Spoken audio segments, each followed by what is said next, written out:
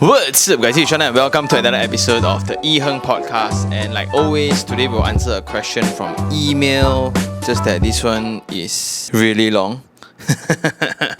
Hi Sean, I have been watching your episodes for the past 18 months because I love your genuine honesty and sincerity in sharing true information, which I never met anyone to do before this, and I really love to look at houses. This year, some of your episodes started to brave myself into thinking I can do it too. Your episode Asking Sean 171 really stirred me up seriously. Watched 3 times. Wow. Hence how this email came today. 22 years ago, my driver, hubby, and I bought a condo in Oakland Road, Avenue Court, Damansri, Sentosa at 166,000 for own stay. We had dreams to buy 2 more similar properties in the future, and that would generate income when we retire, so we will slowly live on it as we are very simple people with simple living. But I just don't know why the property we are living until today never appreciated. It went to 250,000 10 years ago. There were a few lucky ones with full renovation and fully furnished sold at 309,000. Now 2 to 3 years, it drops back to 270,000 on actual sale. Those you see 300,000 only on paper for loan approval purposes. Oh, it's also a factory hostel, about 70 units with owners renting to them, but with 14 packs each unit. Lots of water leaking, etc. Every year we wait for the price to go up and realize it's 22 years already. This 22 years experience alone has put a real fear in us to part with our EPF now, 450,000, keep between an old age income or to buy property. AC rental is around 1,200, though the 1,200 tenant don't stay long and always not paying rent on time or rent away from all that I see and hear. And sometimes unit can go unrented for 6 to 12 months time. My question number 1, is it too late for us? Any chance at all to buy and generate rental income? If it's not too late, could you kindly help us with precise advice? We would so appreciate your kind heart beyond words. We are a simple couple and calculate only need 3,000 for old age living. We have no insurance and we will use GH. My hubby, which is 63 years old, working as a company driver, basic 3,000 plus OT. EPF is minimal. So A, how or what ways to get bank loan at 63? My hubby is very exhausted and really wants to quit. But if he quits, our hope of getting a property to rent out is 0, correct? Plus, we will be using our EPF saving too early to last us further. B, I hear you talk about Bangsar South a lot, which seem the cheapest, around 450,000 to 500,000. Should I get cubic? Should I buy 2 rooms or 3 rooms? What floor better to ensure always get tenant? Or buy L'Oreal? But I was thinking, if I can get almost ready one like cubic, I can rent out faster. I'm old, don't want to wait 4 years to get rental income.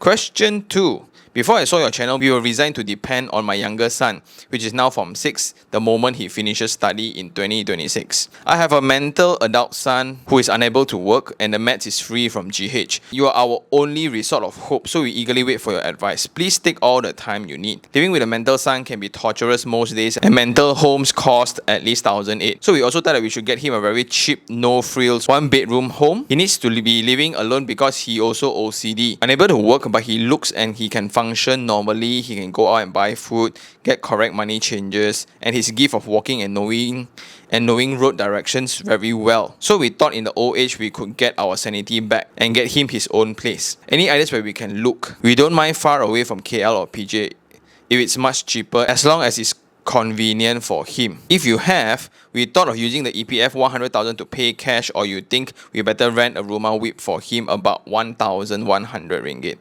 That means we need to generate a rental income of 3,000 plus 1,100 ringgit. Question 3. I'm tired of the property. Should I rent it out with 1,000 ringgit so I get back 800 per month, or should I sell it? Maybe can sell lock, stock, barrel at 280,000. That will be 11,000 yearly compared to rent income of 9,000. But where can I buy a 2-room unit? Because we are old and going around and around the ramp is giddy, so maybe we can't shift. Are there any small single story?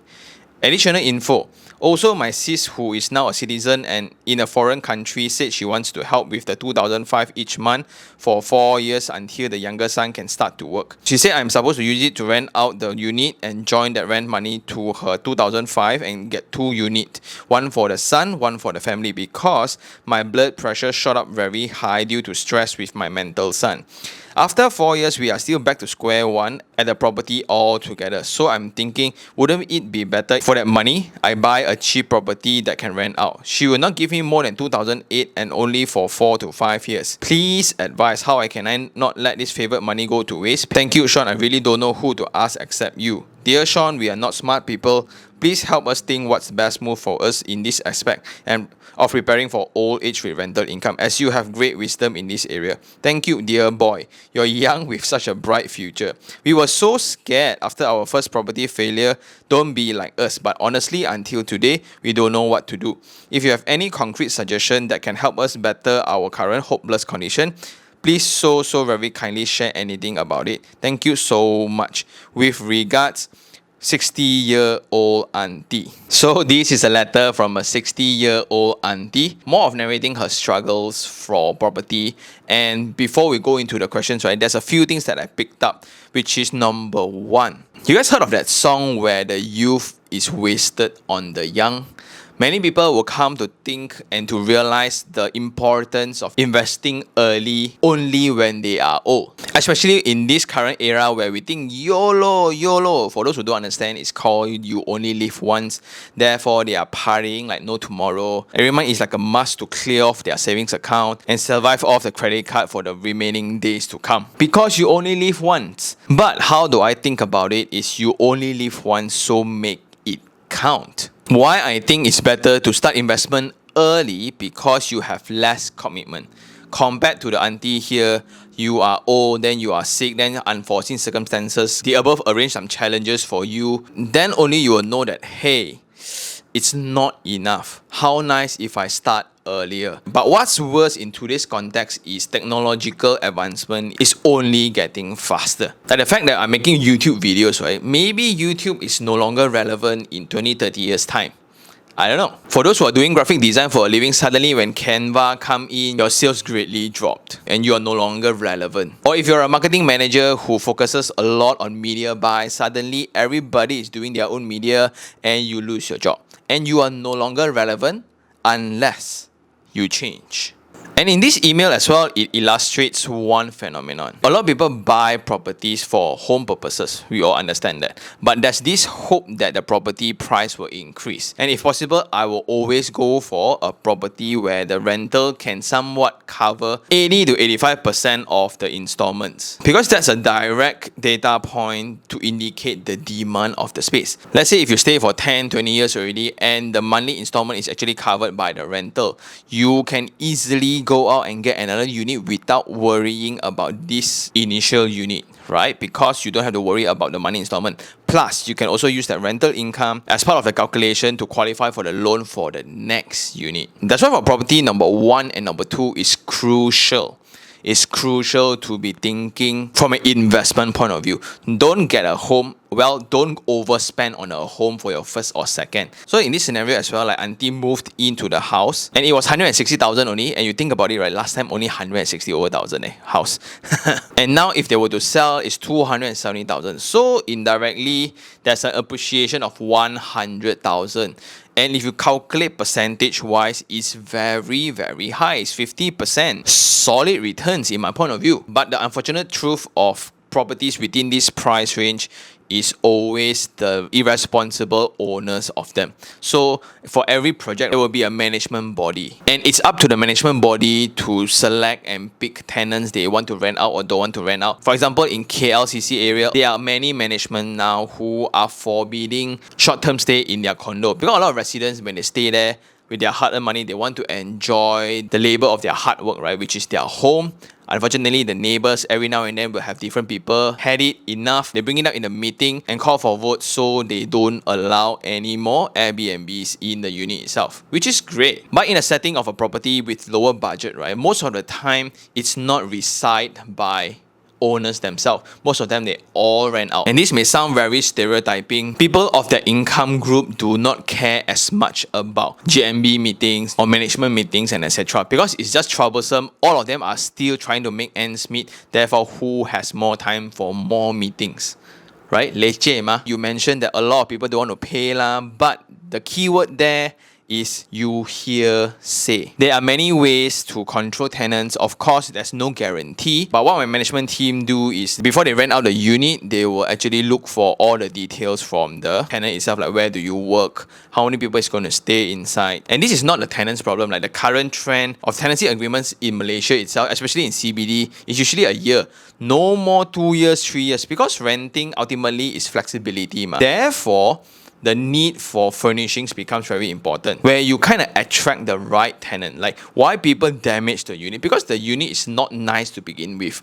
Of course, there will be still examples of people tearing down very nice units, but it's pretty rare. Across my entire career of property investment, right? Not one case before. Of course, somebody just relocated my aircon unit and that's about it. That's like 1 out of like 15 tenants. And now I will answer the question one by one. So uncle is 63 years old with a basic of 28 plus 15 for OT, which is 4,003. But zero EPF. That's the problem. Like for those who are working, right, do focus a lot on the EPF contribution. Yes, it will take out like 9 or take out like 11% from your pay. It's going to be unbearable at that current moment of time, but across your entire working life, right, when you look into your EPF account, most of the time there will be more money in the EPF compared to your savings account most of the time. Plus, you can easily live without like 10% more because you can strive a little bit more when you are younger. But when you are older now, that fear of zero income, right, it's real. Therefore, the key word here is diversification of income. Exactly like what Warren Buffett said. If you cannot figure out how to make money work for you, right, you will work until you die. And it's that scary. So for the older generations, they will hard up on their kid. So again, this is a reminder for all of us who are going to be way younger than auntie and uncle here. Figure this out as early as possible. If you think about it, life is very, very brittle. Like uncle here can work under 63, which I like tabik already, like full respect. But just imagine, right, we are all one accident away from zero income. And that's the sense of urgency that I see is greatly lacking among the young. We think that we're going to earn 10, 12,000 every month for the rest of our life, right? Not really. Technology is not on your side. Time is not on your side. And auntie, why did you all surrender the insurance? Why? Seriously, personally, I wouldn't, and I don't think it's a very great idea. By surrendering, how much can you save versus how much that is needed? When inflation is going to hit us, which is hitting us already, I'm not too worried about chicken rice price. I'm not too worried about the price of oil. I'm very, very worried about medical bills. But fortunately enough, we are in Malaysia, so we got the general hospitals to help us, right? So that's the best part about living in Malaysia. But I don't think that's the right move, just for the younger audience, right? And yes, you are right. Can you still get loan? Yes, you can get up to 70 years old. At 63, it's going to be really, really tough unless, right, your Form 6 sons graduate, then he has a full-time job, wait for 6 months to a year, then your husband can be the guarantor of the loan itself, so your son can qualify for a housing loan. Then the next question, which is about Bangsa South, you're thinking about getting a unit where the rental can cover the installments, then you can live off that, right?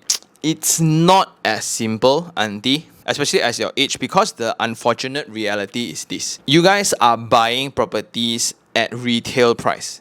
Indirectly, it means that you guys are buying property at the highest price in the market. I think I have mentioned this before, but never mind, auntie, I'll do this for you. When property developers launch a project, right, the first batch will always be employees first, and the directors, they will get all the premium units at discounted price. Then you have the relatives and friends who get more discount. Business associates, they get more discount. Sean Tan also gets some discount. Only if it's just the public, where you guys line up, then the first batch of people get to choose the right units. Then the leftovers is just going to be there. However, I'm a client of this company where they do bulk deals with developers. So for these remaining units that is unsold, right, most of the time developers want to clear them at a discounted rate, but they cannot do publicly. So what do? They work directly with companies of such, and we are the client. So I'm getting properties at a very attractive price. And when we invest in properties, entry price is very, very important because that sets the benchmark for the monthly installments. So I really encourage you or uncle uncle or your son, right, to join, not to buy yet, but to get yourself educated. Like, what are people doing out there for property investment? Then the next question is about the elder son. I'm so sorry about it, but full respect, I couldn't even imagine the stress that you guys go through on a daily basis.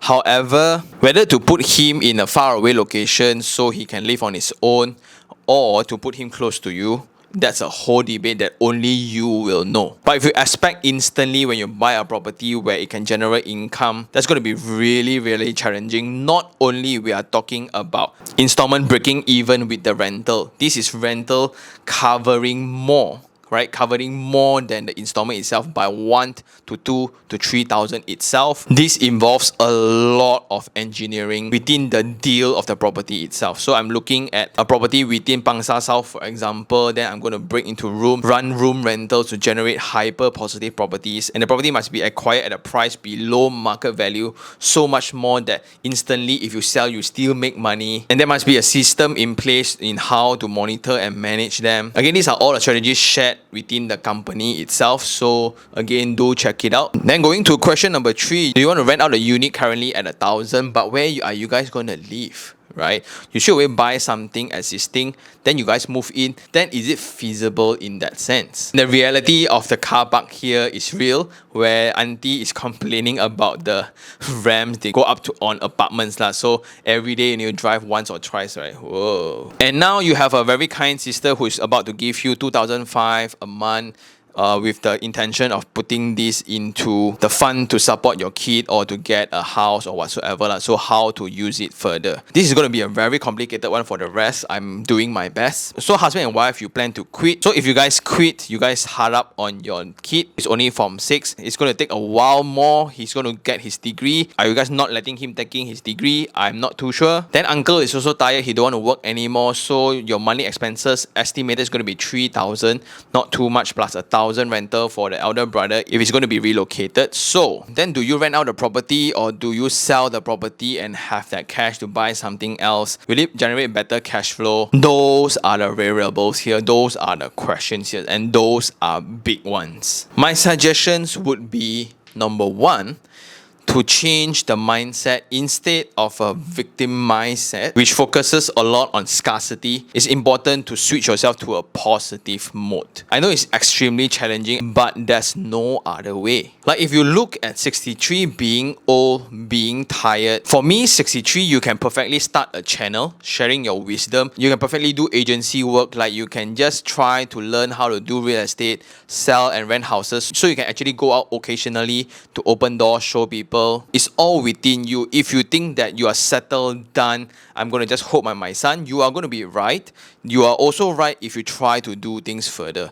Imagine at 63, you can end up easily, right? I think another 20, 30 years to go. So are you going to just carry this mindset for the next 30 years? And this is going to reflect greatly on your younger son. But if both you and uncle are willing to change, it's going to be a great inspiration for him. And in this conversation itself, there needs to be a timeline. Like the property that you're staying right now, I don't think you need to do anything about it because it houses everybody. As long as you guys have a house above your head, this will be the last resort. This will be your nest egg, and you should hold it as long as you can. As long as you can until you find your next home. So let's say if everything don't work, right? You have your EPF, you have the property to slowly go at your pace until you eventually say goodbye lah. So again, step number 1 is to change the way you think, to actively have positive thinking. Don't focus so much on the problem because our brain will do this weird thing in amplifying the problem.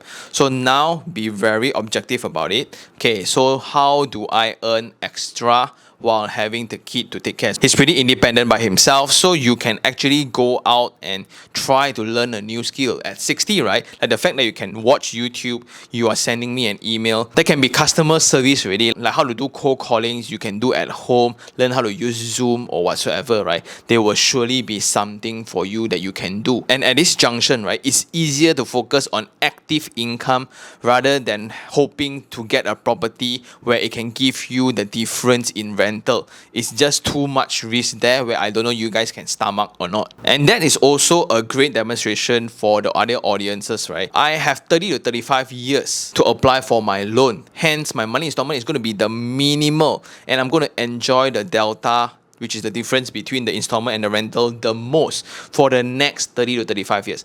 Even if it's not breaking even currently, I got time, right? 5 to 10 years later, looking at it, right, at Oak Road, 160,000 10 years ago, now it's 270,000. It may not look a lot to you, but it's a lot to me in terms of percentage.